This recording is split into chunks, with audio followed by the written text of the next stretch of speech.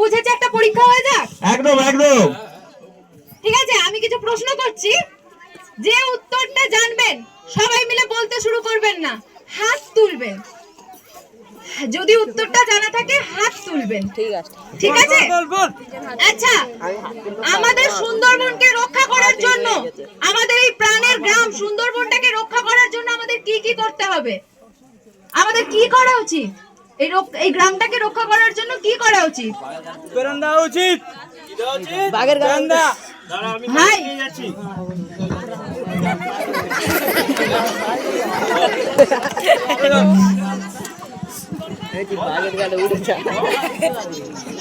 কে দিদি বলছে হাত তোলো, হাত তোলো, এদিকে আসো, চলে আসুন, চলে আসুন, এই তো চলে আসুন, চলে আসুন, আপনি চলে আসুন। এইটা দে, এই যে তারটা দে, হ্যাঁ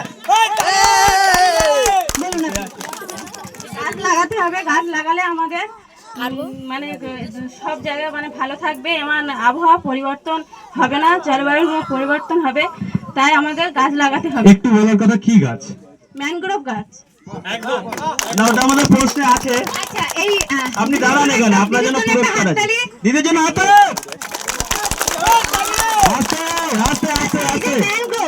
ম্যানগ্রোভ বাদাবন, এই বাদাবন নাটকটার মধ্যে বলা হয়েছে কি কি গাছ, কি কি গাছের কথা উল্লেখ করা হয়েছে?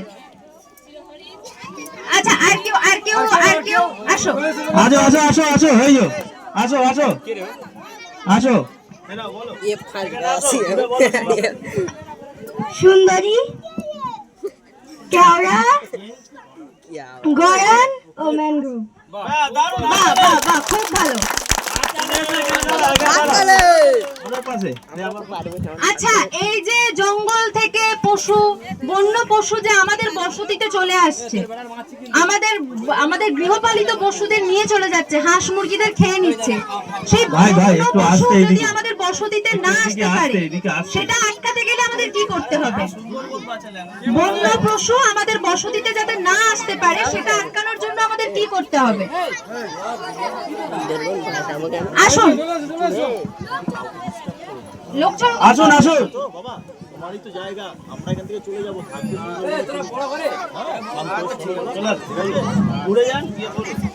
ম্যানগ্রোভ গাছ লাগিয়ে জঙ্গলটাকে ঘন করতে হবে। আচ্ছা, কেউ কে বলতে পারবে যে শ্বাসমূল ঠেসমূলের ভূমিকা কি? শ্বাসমূল ঠেসমূল কে বলবে?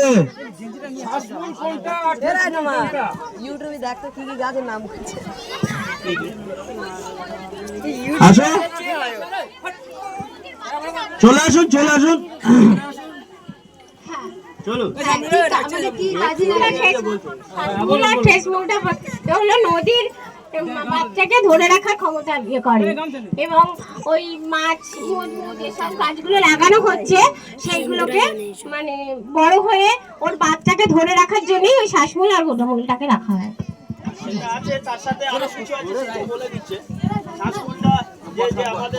হ্যাঁ, শ্বাসমূল হচ্ছে যে অক্সিজেন, কার্বন ডাই অক্সাইড নিয়ে অক্সিজেন দেয়, সেইখান থেকে আমরা অক্সিজেন পাই। আর ঠেসমূল হচ্ছে মাটিকে ধরে রাখতে, মাটিকে শক্ত করে ধরে রাখে, সেটা আমাদের সাহায্য করে, তাহলে আমাদের জমিগুলো ভেসে যাবে।